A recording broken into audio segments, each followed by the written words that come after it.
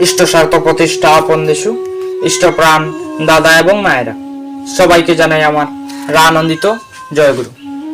আজকে আবারও আসলাম একটি ইষ্ট প্রসঙ্গ করার জন্য। আজকের ইষ্ট প্রসঙ্গের মূল বিষয়বস্তু হচ্ছে একটি উকিল ভাই আত্মহত্যা করার নির্ণয় করলো, ঠাকুর কিভাবে তাকে বাঁচিয়ে নিলেন দেখুন। সম্পূর্ণ সত্য ঘটনা, তাই ভিডিওটি সম্পূর্ণ দেখবেন এবং ভালো লাগলে একটি লাইক করে চ্যানেলটি সাবস্ক্রাইব করে রাখবেন। একটি ভাই অনেক পড়াশোনা করে ডিগ্রি অর্জন করলো, কিন্তু তার ডিগ্রি থাকা সত্ত্বেও সে অনেক চাকরি অ্যাপ্লাই করেও কোনো চাকরি হচ্ছিল না। সে অনেক চেষ্টা করা সত্ত্বেও তার চাকরি হচ্ছিল না। সে কিন্তু দীক্ষা নিয়েছিল, কিন্তু ইষ্টভীতি করতো না। আবার প্রত্যেক মাসে সে ইষ্টভীতি পাঠাতো, কিন্তু সে ইষ্টভীতি কিন্তু করতো না।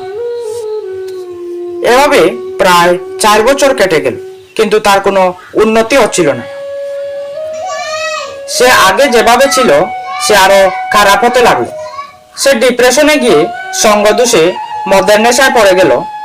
মদের নেশা এমন চরম পর্যায়ে চলে গেল যে সে প্রতিদিন পরিবারে ঝগড়া করতে লাগলো।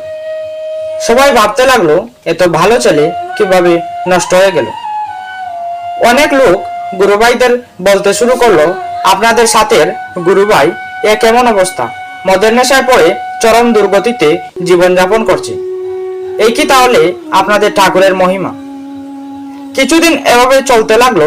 সে সৎসঙ্গে যেতে বন্ধ করে দিল। অনেক গুরুভাই অনেক বোঝাতে লাগলো, কিন্তু কিছুই হলো না। কোনো বুঝ মানছে না।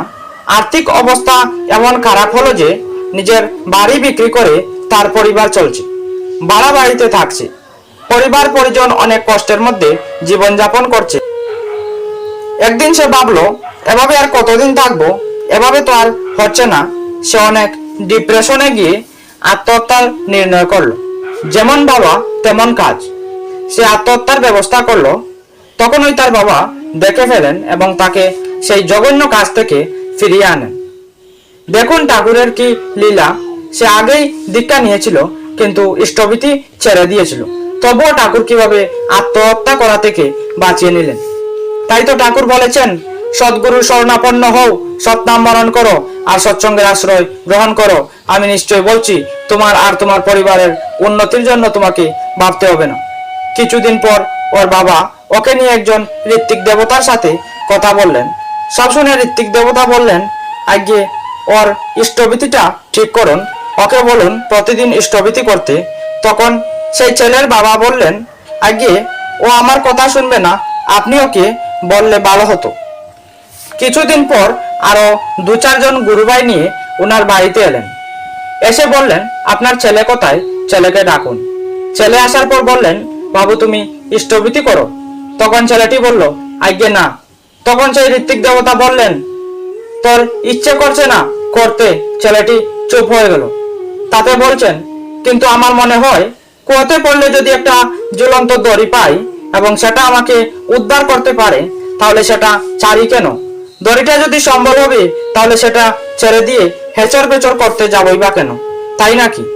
কেননা ঈশ্বরের সাথে যুক্ত থাকলে বিপদের সময়ে সেটাই তাকে রক্ষা করে। বলে যে মানুষকে ঈশ্বর পাঠিয়েছেন, এই বলে বিপদে আমি তোমাকে রক্ষা করব। মরুভূমিতে মানুষ যখন অত্যন্তরে পড়লো, সেখানে দেখে জল নাই, খাবার নাই, শরীর অশক্ত বোধ হচ্ছে, মাথার উপর ঘন ঘন সূর্য। কি করে সে তখন হাঁটা শুরু করলো। একটা জায়গায় গিয়ে দেখলো গাছগাছালি জল আছে। সেখানে জল টলকে গাছের ছায়ে জিরোতে জিরোতে বলছে, ঈশ্বর তুমি আমাকে মরুভূমির মধ্যে জনমানবহীন প্রান্তরে আমাকে একাকী ফেলে গেলে। বালির উপরে তো একজোড়া পায়ের চাপ মাত্র দেখলাম, কই তোমার পায়ের চাপ তো দেখলাম না। ঈশ্বর তখন বলছেন, ওরে মূর্খ মানুষ, ওই যে পায়ের জোড়া চাপ দেখলি বালির উপরে, সেটা তো আমার ওই পায়ের চাপ। আমি তো তখন তোকে বহন করছিলাম। আমরা কর্ম করি, ঈশ্বর বহন করেন মাত্র সেই মুহূর্ত, তিনিও লক্ষ্যে থাকেন।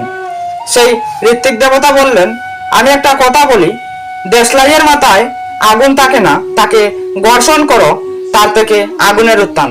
তাই কর্ম দিয়ে দয়ার উত্থান। ঈশ্বর এমনি এমনি দয়া করতে এগিয়ে আসেন না। আর ঠাকুর তো বলেছেন, সদ্গুরুর শরণাপন্ন হও, সৎনাম মনন করো আর সৎসঙ্গের আশ্রয় গ্রহণ করো। আমি নিশ্চয়ই বলছি, তোমার আর তোমার পরিবারের উন্নতির জন্য তোমাকে ভাবতে হবে না। তাহলে ভয় কিসের? ইষ্টভীতি করো ঠিক মতো। কয়েকদিন পর সে ইষ্টভীতি শুরু করে দিল, সৎসঙ্গে যেতে শুরু করলো। জানা গেল যে ছেলেটির চাকরি হচ্ছিল না, সেই ছেলেটি পরে একজন উকিলের পদে চাকরি হলো। দেখুন ঠাকুরের কি লীলা, যার চাকরি হচ্ছে না তার চাকরি হলো। ঠাকুর কিভাবে ছেলেটিকে আত্মহত্যা করা থেকে বাঁচিয়ে নিলেন। তাই তো ঠাকুর বলেছেন, তোমার চলন বলন এমন হবে, বিশ্বজুড়ে চেয়ে রবে তোমায় দেখে সুধায় যেন কি করলে এমন হবে। এই তো জীবন। তুমি তখন বলবে তাদের, সদ্গুরুকে স্মরণ করো, সদ্গুরুর আদেশ নির্দেশ নিষ্ঠাভরে পালন করো। এই তো যাজন। এই ছিল আজকের ইষ্ট প্রসঙ্গ। ভিডিওটি ভালো লাগলে একটি লাইক করে চ্যানেলটি সাবস্ক্রাইব করে রাখবেন। দেখা হবে পরের ভিডিওতে। সবার মঙ্গল হোক। জয় গুরু।